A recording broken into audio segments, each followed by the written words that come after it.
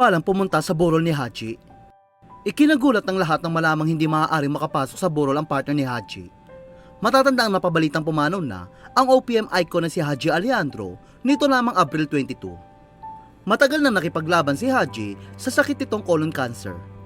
Ngunit bago pa ito pumanaw, umigiro ang pakiramdam nito na nagpapagaling na lamang sa kanilang tahanan.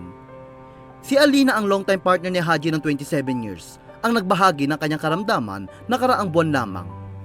Sa isang post si Alina sa kanyang social media ay nagpapasalamat ito sa mga anak ni Haji na sila Rachel at Ali.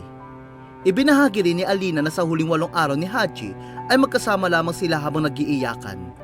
Dahil ramdam na raw niyang lilisanin na rin ni Haji ang mundo. Aniya, ramdam rin niya na gusto pang mabuhay ni Haji kahit na isang araw pa upang makasama ang mga mahal sa buhay. Ngunit muli na namang nag-post si Alina sa kanyang Instagram na may katagang hindi siya nakapunta sa burol ng OPM singer sa hindi malaman na dahilan. Hindi na rin idinetalye ni Alina ang dahilan kung bakit hindi siya nakapunta sa lamay.